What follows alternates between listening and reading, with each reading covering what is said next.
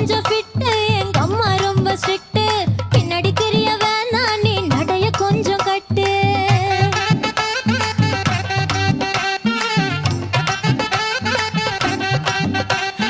வண்டி மாட பூட்டி அந்த வாய்க்கா ஓர ஓட்டி ஊரை சுத்தி காட்டி உன்னை கூட்டின்னு போறேன் ஸ்வீட்டி நான் ரொம்ப கோபக்காரி நீ சுத்துற ஒரு மாதிரி ஆடிக்காரி ஏறி நான் போக போறேன் சாரி ஓ அப்படியா